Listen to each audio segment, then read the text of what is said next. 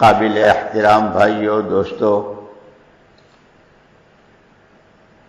زندگی تو سب کے پاس ہے، انسانوں کے پاس بھی ہے، شیطان کے پاس بھی ہے اور جانوروں کے پاس بھی ہے۔ یہ تین مخلوقات ہیں، انسان، شیطان اور جانور۔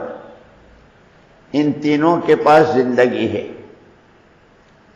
جانور بھی زندگی گزارتے ہیں، ان کے ہاں بھی راتیں دن، صبح شام، ان کے ہاں بھی بھوک پیاس، نر مادہ، سردی گرمی، یہ ساری چیزیں جانوروں کے ساتھ۔ شیطان کے پاس بھی زندگی ہے، اس نے تو مانگی تھی اور اس کی تو پوری زندگی ہی۔ ان تینوں میں سب سے اونچا اللہ کے ہاں جو ہے وہ انسان ہے، اشرف المخلوقات۔ اسی لیے وہ کہا کہ ایک ہے زندگی گزار کر دنیا، جانا تو ہے ہر ایک کو، دنیا میں جو آیا ہے وہ جانے ہی کے لیے آیا ہے۔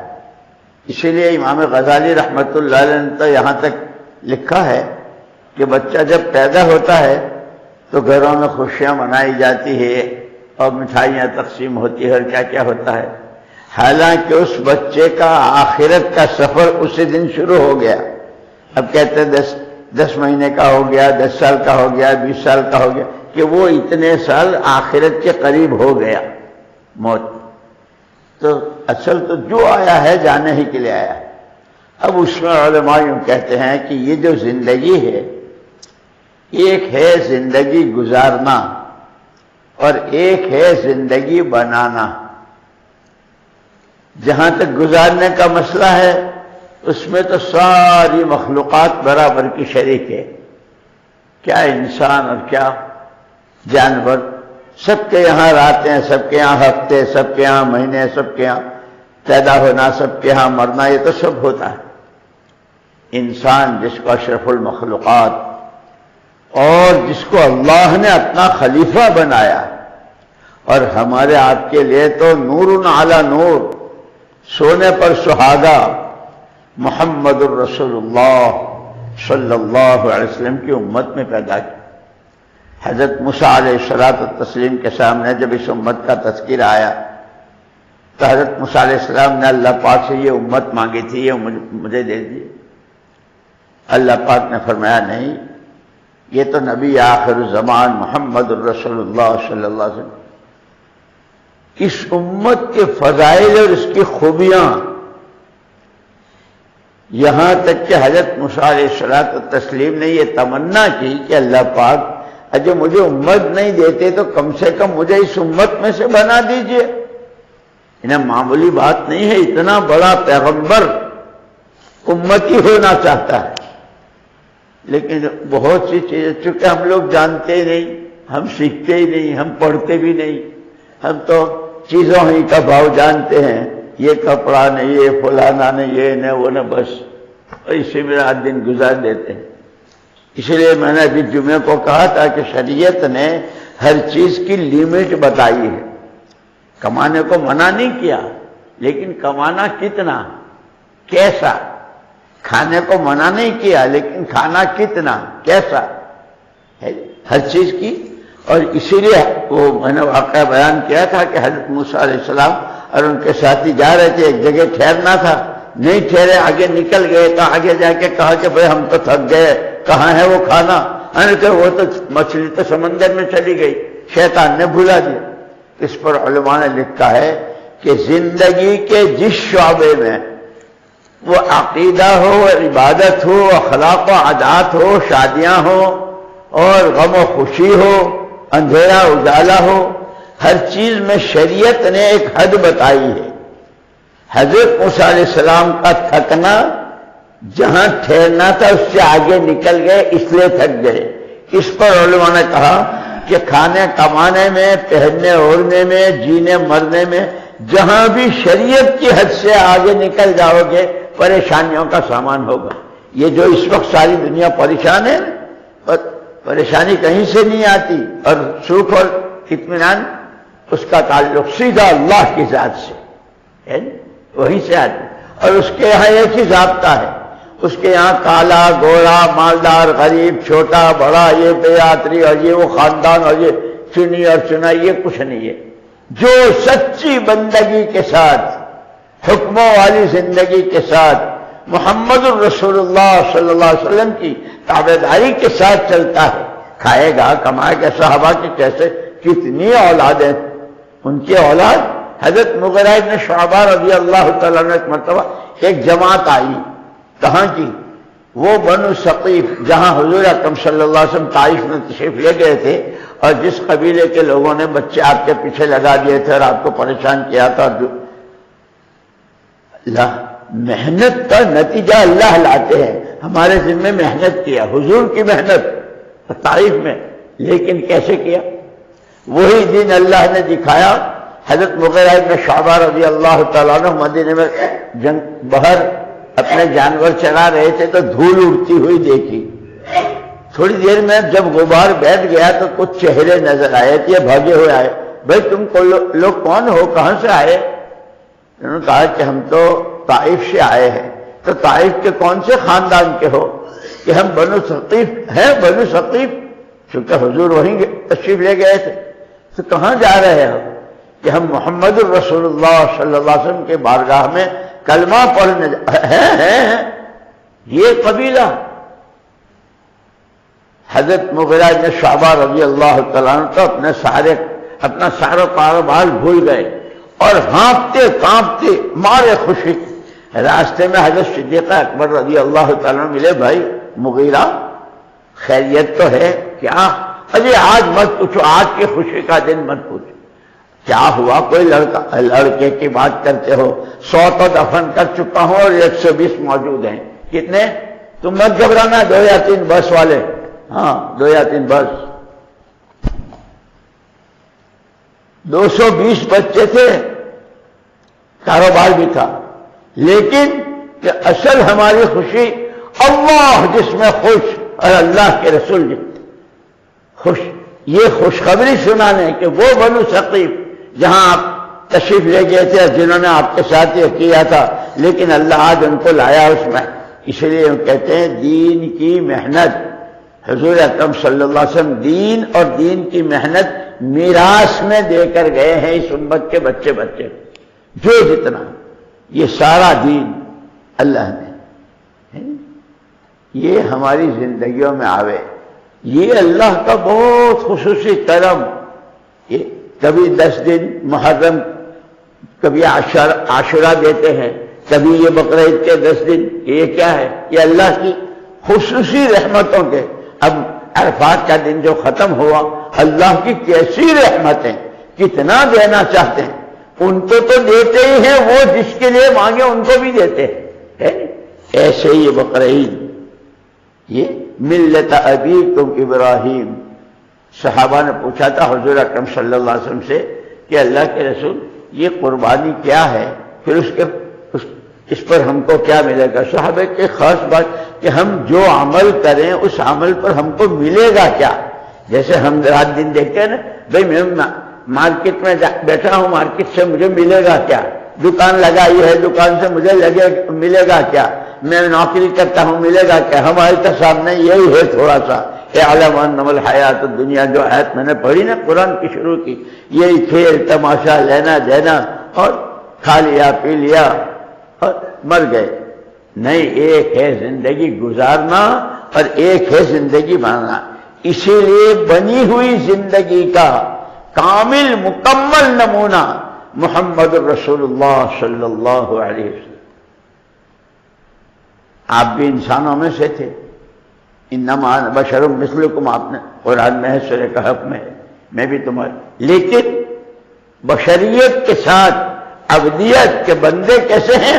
عبدہ و رسولہ, اللہ کی بندگی کا, اور پھر اللہ نے جس کام پر لگایا اس کام کا ایسا حق ادا کیا کہ عرفات کے میدان میں سب کو گواہ, سب سے گواہی لی اور پھر اللہ کو گواہ بنا. اللہ تو نے جس کام کے لیے میں نے بھیجا تھا یہ سارے گواہ ہیں, میں نے اس کا حق ادا کیا. میرے دوستوں انہی میں سے. تو صحابہ نے جب پوچھا تھا تو حضور نے فرمایا تمہارے باپ حضرت ابراہیم علیہ السلام کی ملت کا یہ حکم ہے. حضرت ابراہیم علیہ الصلوۃ والتسلیم، چونکہ نبی کا خواب جو ہوتا ہے وہ وحی ہوتا ہے۔ حضرت ابراہیم علیہ السلام نے خواب دیکھا تھا کہ بیٹا میں اپنے ہاتھ سے تیرے گلے پر چھری چلا رہا ہوں، تو کیا کہا، جواب کیا دیا تھا؟ 8 سال کے تھے حضرت اسماعیل علیہ السلام، 8 سال کے۔ افعل ما تؤمر، ابا جی اس گھر میں تو جب سے پیدا ہوا ہوں، کبھی ماں کی گود میں ہوا، کبھی آپ سے میں نے تو آنکھ کھولتے یہ دیکھا ہے کہ ہماری زندگی کی تو قیمت ہی، ہماری زندگی کی تو قیمت ہی اللہ کے حکموں سے ہے۔ جس زندگی میں اللہ کا حکم نہیں ہو تو جانور بھی جیتا ہے، اس کے پاس بھی رہتے تھا۔ جو آپ کو حکم ملا، حالانکہ وہ جانتے تھے کہ ابا چھری پھیریں گے، کوئی چاکلیٹ نہیں دیں گے، کوئی لڈو نہیں دیں گے، لیکن اندر اتنا بن چکا تھا کہ جان دی ہوئی اللہ کی ہے، مال دیا ہوا اللہ کا ہے، اسی کے لیے ہے۔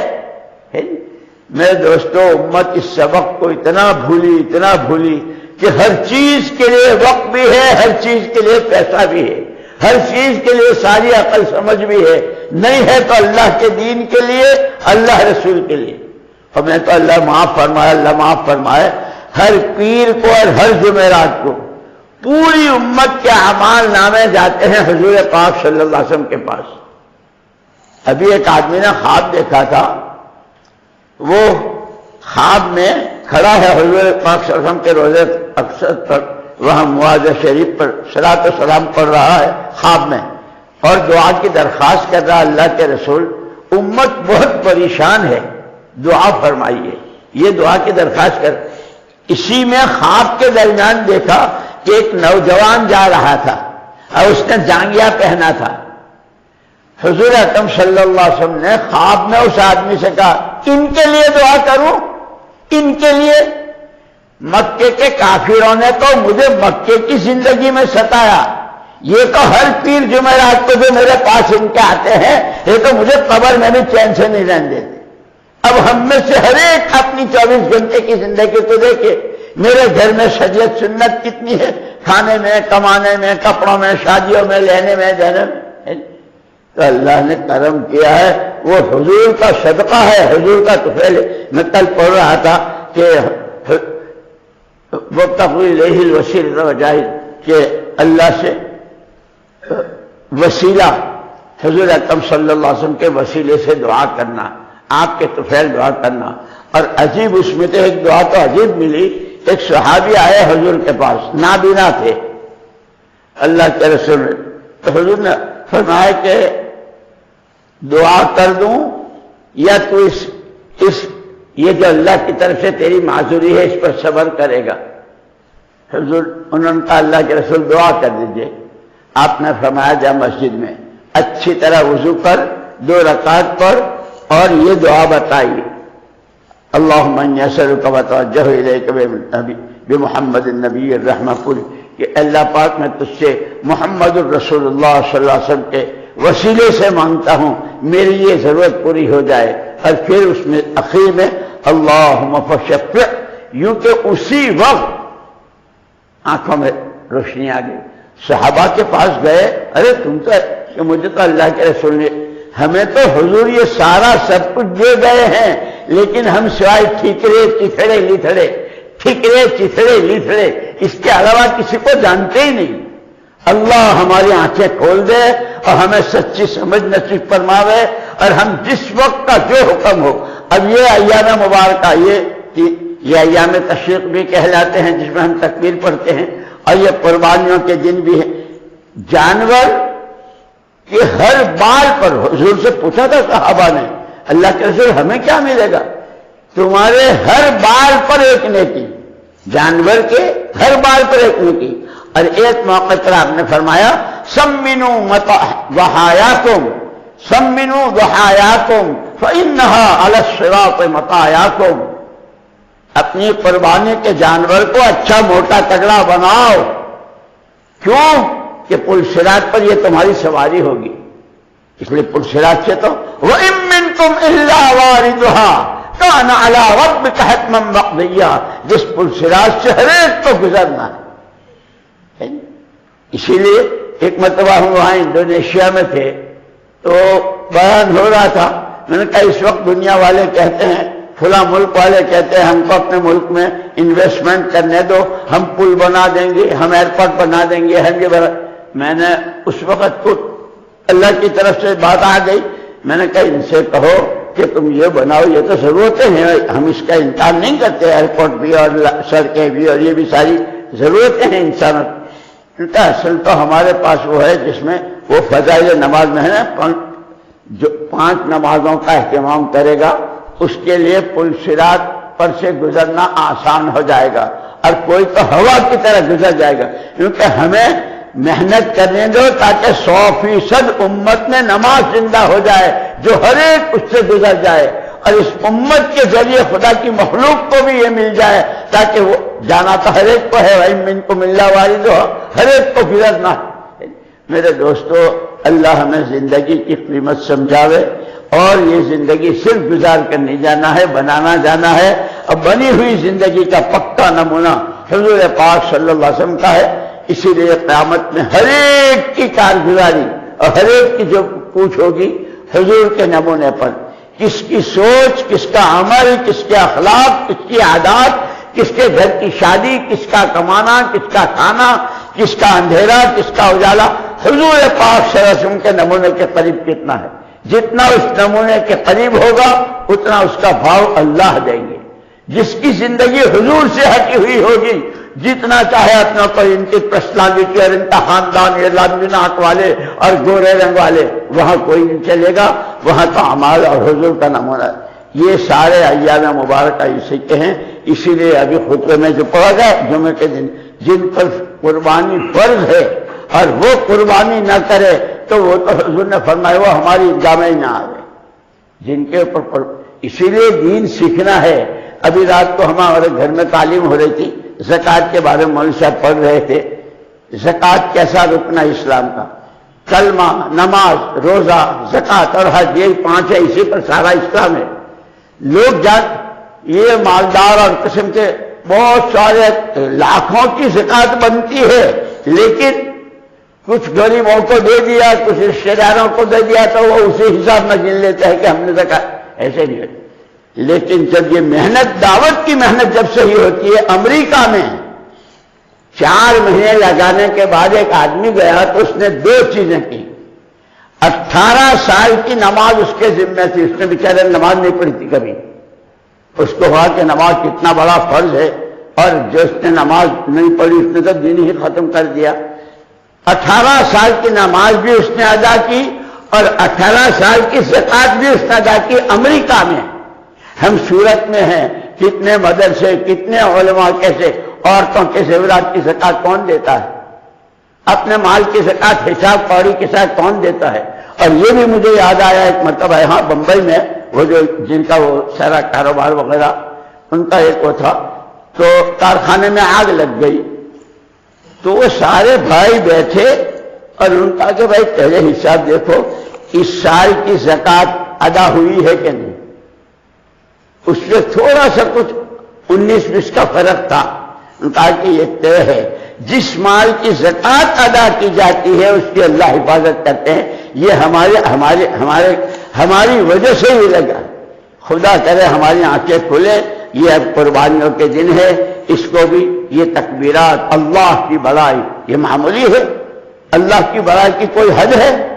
ساری دنیا کے سارے انسان، سارے جانور، سارے کیڑے مکوڑے، فرشتے سب اللہ اکبر کہیں تو پھر یوں کہا جائے گا تم نے جتنا بولا، جتنا سنا، جتنا سوچا، اللہ اکبر. اللہ اس سے بہت بڑے. اللہ جتنے بڑے ان کے انعامات بھی اتنے ہی بڑے، ان کی داد رہش بھی اتنی ہی بڑی. اور جتنے اللہ بڑے، جب ان کی نافرمانی ہے تو اس پر اللہ کی سزائیں بھی اتنی ہی بڑی. اسی لیے اللہ کو پہچاننا، اللہ کی بڑائی کو دلوں میں اتارنا. لیکن یوں کہتے بولنے کے تو ایک زبان ہے. آدمی جس زبان سے بولتا ہے، آنکھ سے دیکھتا ہے، کان سے سنتا ہے. جس کو دیکھتا ہے اس کو بولتا ہے، اور جس کو بولتا ہے اس کو سنتا ہے. ہائے پیسے کو دیکھا، پیسے کو بولا اور پیسے کو سنا، پیسے کو دیکھا، پیسے کو بولا، پیسے کو سنا. اندر اتر گیا، پیسہ پیسہ پیسہ، اللہ تو بولو، اللہ کی بڑائی بولو۔ اللہ یہ نہیں کہتا تم تمہارے پیسے کمانا خرچ کرنا، یہ تو شریعت نے اجازت دی ہے، سارے مسئلے بتائے ہیں، لیکن ہائی پیسہ اتنا۔ اسی لیے میں نے کہا نا کہ شریعت نے ہر چیز کی حد بتائی ہے۔ اسی لیے اب جو 2 رکعت نماز پڑھنی ہے اپنی، یہ وہی نماز ہے جو ابھی رمضان کی پڑھی تھی، وہ عید الفطر کی تھی، یہ عید الاضحیٰ کی ہے۔ 2 رکعت واجب ہے، 6 واجب تکبیروں کے ساتھ۔ نیت اس طرح باندھنی ہے کہ 2 رکعت نماز عید الاضحیٰ کی، پیچھے امام صاحب کے ساتھ 6 واجب تکبیروں کے، منہ میرا طرف کعبہ شریف کے، اللہ اکبر۔ ثنا پڑھیں گے جیسے ساری نماز ہم پڑھتے ہیں، سبحانک اللہم و بحمدک وتبارک اسمک وتعالی جدک ولا الہ غیرک۔ پھر امام صاحب کہیں گے اللہ اکبر، نیت ہاتھ اٹھائیں گے کانوں تک رکھ دیں گے، پھر کہیں گے اللہ اکبر، ہاتھ اٹھائیں گے رکھ دیں گے، پھر تیسری مرتبہ کہیں گے اللہ اکبر، تو جیسے نماز میں نیت باندھ لیتے ہیں، ہاتھ باندھ لیتے ہیں، اس طرح باندھیں گے۔ سورہ فاتحہ پڑھیں گے، سورت پڑھیں گے، پھر جیسے نمازوں میں رکوع اور سجدہ کرتے ہیں اس طرح رکوع سجدہ کریں گے۔ دوسری رکعت میں جب دوسری رکعت کے لیے کھڑے ہوں گے جیسے، تو پہلے فرض کریں گے، سورہ فاتحہ پڑھیں گے، سورت پڑھیں گے، پھر 3 مرتبہ اللہ اکبر، اللہ اکبر، اللہ اکبر۔ چوتھی مرتبہ میں بغیر ہاتھ اٹھائے اللہ اکبر کہہ کے رکوع میں جائیں گے، جیسے تمام نمازوں میں ہوتا ہے۔ اس کے بعد پھر سلام پھیریں گے، پھر خطبہ دیں گے، اس کے عظمت کے ساتھ سننا وہ بھی اسی طرح واجب ہے، نماز پڑھنا بھی اور وہ بھی، اور اس کے بعد پھر جا کر کے اپنے قربانیاں کرنی ہیں، اور اللہ پاک ہمیں اس کو قبول فرما لے، اور ہمیں وہی بات زندگی خالی گزارنی نہیں ہے، دنیا گزار رہی ہے۔ خدا نے ہم کو دین دیا ہے، کعبے جیسا قبلہ، اللہ جیسا رب، رحمت للعالمین صلی اللہ علیہ وسلم جیسے نبی، اور قرآن جیسی کتاب جو زندگی کے اصول اور دستور ہے۔ اللہ ہمیں علم کے حاصل کرنے کی، حلال حرام کے سمجھنے کی، حق کیا ہے، باطل کیا ہے، صحیح کیا ہے، غلط کیا ہے، نیکی کیا ہے، بدی کیا ہے، ماں باپ کا کیا حق ہے، بھائی بہنوں کا کیا حق ہے، بیوی بچوں کا کیا حق ہے۔ اسی لیے بیوی بچے وہ اتنا کہ اس میں نماز کا بھی خیال نہیں، اور کیا بول رہے وہ بھی پتہ نہیں کیا کر رہے، نہیں۔ اسی لیے کہتے ہیں کہ یہ جو ساری ترتیب ہے جماعت کے، گشتیں، تعلیم، مسجد وار جماعت، کہ اپنے وقت کی اور پیسے کی ترتیب، کہاں کتنا وقت لگے، کیسے لگے، پیسہ کہاں خرچ ہو، کتنا ہو۔ اب فضول خرچی ہے، خواہشات کا نام لوگوں نے ضرورت رکھا ہے، خواہش اور ہے، ضرورت اور ہے۔ ضرورت کی تو شریعت نے اجازت دی ہے، لیکن اپنی منمانیاں، اپنی ذکریات، فضول خرچہ، اور جہاں فضول خرچ، ان اللہ لا یحب، اللہ کی نظروں سے گر جاتا ہے فضول خرچ کرنے والا، وہ کپڑوں میں ہو، وہ سامانوں میں ہو، فرنیچروں میں ہو، گاڑیوں اور سواریوں میں ہو، جس چیز میں بھی اسراف ہوتا ہے اللہ کی نظروں سے گر جاتے ہیں۔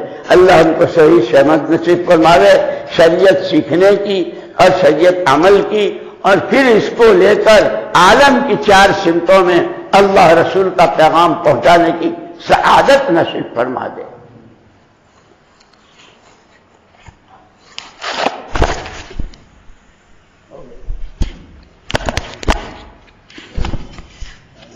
مرتبہ ترتیب بتا دیتا ہوں نماز میں، 2 رکعت نماز واجب عید الاضحیٰ کی، 7-6 واجب تکبیروں کے، پیچھے امام صاحب کے، منہ میرا کعبہ شریف کی طرف، اللہ اکبر۔ اللہ نماز پڑھنی سکھا دے۔ حضور اکرم صلی اللہ علیہ وسلم 2 دن تک حضرت جبریل علیہ السلام آئے تھے اور نماز پڑھ کر دکھائی، اور حضور نے اس طرح نماز پڑھی، اور پھر امت سے کہا ایسی پڑھو جیسے مجھے پڑھتے دیکھا۔ ایک مرتبہ ایک صحابی آئے مسجد میں کہ مجھے حضور کی نماز بتاؤ، صحابہ بیٹھے ہوئے تھے، تو کیا کہا صدیق اکبر رضی اللہ تعالیٰ کونے میں نماز پڑھ کے وہ دے نیت باندھنے سے لے کے سلام پھیرنے تک ہم تو نیت باندھتے پتہ نہیں کہاں کرے. اب دیکھو تو صحیح، غیر المغضوب علیہم ولا الضالین کتنا کہتے ہیں ہر سورہ فاتحہ میں کہتے اے اللہ وہ زندگی جس پر تیرا غضب آتا، جو زندگی جو بالکل راستے سے ہٹی ہوئی، تو اس سے ہماری حفاظت فرما. یہ مانگتے ہیں. وہ کون تھے؟ یہود اور نصارہ. اب دیکھو کہ گھروں میں، لڑکیوں میں، لڑکوں میں، کھانے میں، کپڑوں میں، سواریوں میں یہود و نصارہ کی کتنی نقل اتاری جائے. اسی لیے اللہ پاک کہتے ہیں کہتا یہ ہے کرتا وہ ہے، کہتا یہ ہے کرتا وہ ہے.